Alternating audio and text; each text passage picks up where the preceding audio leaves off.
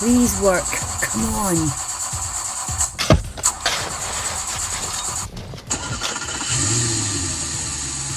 My family is down there. Once again, I used car sound effects for the ship. I like how you refer to the Reapers as droids as well, because it really is fitted. Well, I figured that's what Shatterback just refers to them as, because he's still from a tribe, and they're not too knowledgeable of everything on the outside of their planet, so... Yeah, that's cool. I like that detail. So yeah, that's my dad, once again voicing Shatterback here. Those droids are going to slaughter them. The Reapers are after us, not them. They will be fine.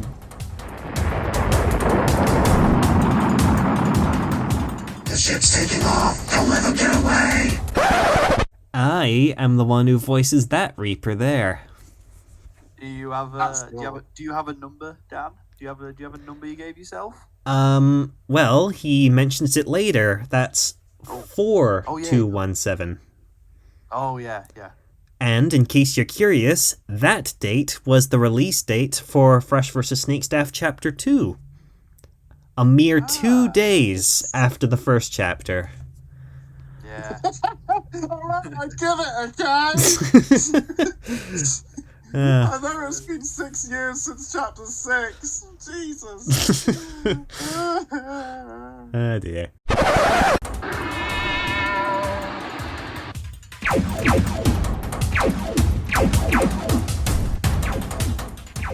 See you soon, my love.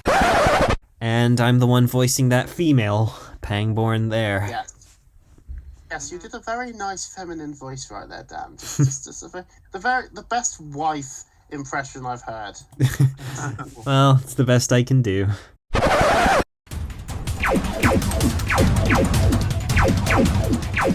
know we shouldn't hyper jump, but just this once.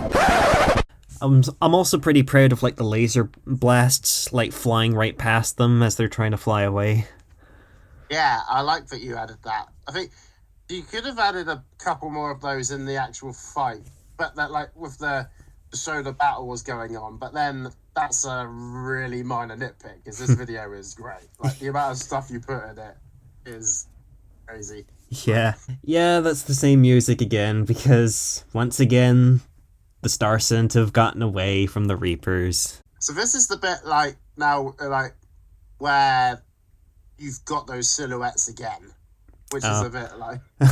Yeah, this was during like the last stretch of me producing it, and I kind of didn't think like, oh crap, I used the old ones. Oh. You just wanted to get it out, didn't you? You just wanted to show everyone. He was just excited. Yeah. I get it. Well, you could take this and be like, they look like X-Wings and Star Destroyers, but you could redesign them to be different things with the same silhouette. Like if you wanted to in the future, I mean, but it could be funny. Yeah, like, that's what I meant there. You had that's how you could have had it. Yeah. So yeah, it's good. I like it. That one shot of just Reaper 35 just glaring, like even though you can't really see the emotion on his face, like that music says 1,000 words. Like he is furious that this has happened again. He's angry. He's an angry toaster. and that line of him saying destroy them, that was him implementing that. He was very close to wiping out the Pangborn for this inconvenience before he gets interrupted by 4217. Even more silhouetted characters. More designs. Yeah. When I saw this and still now, for some reason, this just gives me like Undertale vibes. For some reason, like this could be, just like it's showing all the characters of like a certain thing. Like they've got their own story to tell. Yeah. It's like, now for the record, guys, I won't be pulling any more like surprise Star Scent crew reveals after this. Like this group of 12 that you see in this picture, that's that's all the Star Scent crew you'll be seeing throughout the rest of these chapters. Now, I gotta ask, is each one going to get an episode, or is it going to be like an episode for a couple of episodes? Yeah, I might... As the three other battleship flyers are brought on board, you might see like some of the more obscure characters be introduced along with them and such. And speaking of which, what are your thoughts on the other 4 characters in this picture? I'm very interested in, what is he? Is he like a toucan or something with the minigun? Flamingo. That's it. That's it. Toucan. I don't know why I said that. Flamingo with the minigun. I think I'm interested in him most. Yeah. I mean, they are interesting. I like the moth one actually at the top left. I'm interested in seeing that one. But it's like I think I have stumbled on some of these by accident in the past because Daniel had these on an art site that I went to once, and I've barely seen anything though, so it wasn't really spoilers. Mm-hmm. What I am interested about is this big one in the middle. I like how the Reapers single them out first. It's like, really, you're going for the big one first? Yeah. Interesting. Like, and ooh. What's that little guy on the very left? And wait, is he holding a spanner? That is a tiny spanner. Is he a mouse? Is he a mouse that goes through the small areas, the vents of a ship, and he can fix stuff? I don't know. Or maybe sabotage. Sneaks into the Reaper ships. What about the roly-poly at the top right? That could just be like smoke coming off the thrusters on the ship. No, it's a silhouette. It's something. It's a sentient cloud. That's what that is. Oh, I wouldn't be surprised. Well, only time will tell.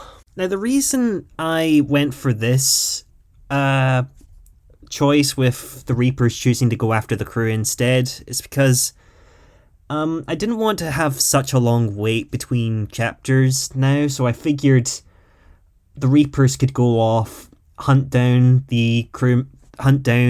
some of the crewmates for themselves, while the Star Scent are going after their own group of crewmates and such. And by the end, there could be some big event where it's like, "We have your crew, turn yourselves in," you know. Oh yeah. So yeah, this also allows me to help better produce these chapters, you know, if I'm the one solely focusing on them and such.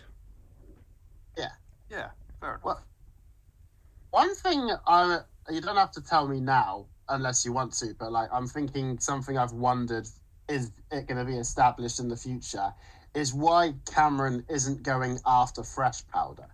Like, is it because he left the planet while I was fighting Fresh, but then I got defeated and he discovered some other allies in space? Or is it that, like... I think... Like, I'm curious about that. I think the idea behind him is, you know, he just assumed that Fresh was on the big blue spaceship, and then it's like, whoa, wait a minute, his Cybermen are on here. If we take them out, we could stand a chance ourselves. But then he discovers... Oh, crud, the crew on here are powerful. Oh gosh, what have we gotten ourselves into?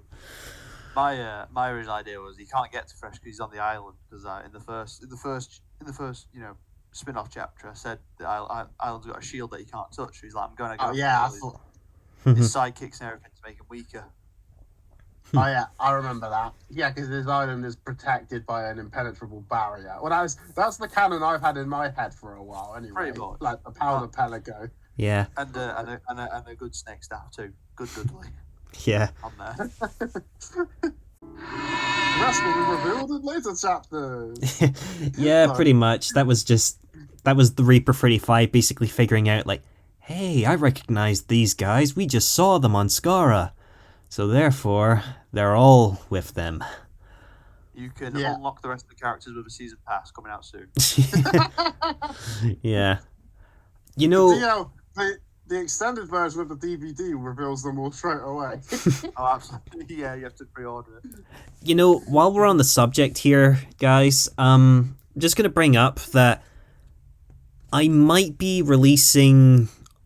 I'll probably be releasing audio tellings of the rest of the chapters for Big Blue Spaceship, because now I'm not doing it out of a lack of motivation or anything. I'm just, a lot of stuff's been piling up over the years, and I'm really excited to finally share with you what I have in mind.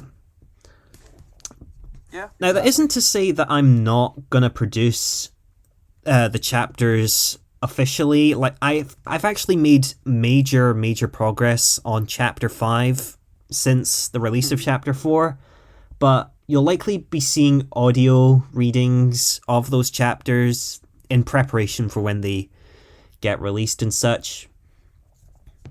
Yeah. Yeah. Also, Dan in the last behind the scenes kind of teased maybe if they have the time, they may even try and do their version of what my audio stories would look like, which is kind of interesting. Yeah. So, In fact, you might be seeing 2 audio readings later on tonight, potentially, because...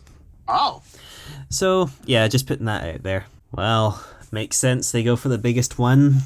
I imagine Shadora's like a dwarf kaiju, basically. that's an interesting idea. Yeah. So a regular sized monster. Yeah. Yeah, but yeah. Yeah, as powerful as Godzilla, but as tall as a 2-story house or something. Yeah, you can see them let down. It's like, I just got the vibe, Clifford the Big Red Dog's sister. Yeah. Yeah. Yeah. But yeah, I guess we'll find out. yeah. Once the finalized chapters will be released, you'll eventually see who all these characters are eventually. So, I look forward to it. so yeah, I think that pretty much covers everything in this chapter. So, I guess until the end of the video, thank you for joining me today, Cameron, Dudley. It's been a pleasure. All right. Yes, good. And finally good to talk to Cameron properly. And it's nice to know that the excitement is still there after all this time. No, I enjoy watching them. And I do enjoy making it. It's just sometimes, Yeah, things get in the way. yeah. Because another reason why I'm doing the audio readings is because my life's been getting pretty busy as of late, so I figured, why not? Why not do the audio tellings? Yeah. And in any case, we can always look back at the first season as fully complete. Yeah. That's good. So yeah, thank you guys for listening. Thank you. Take care.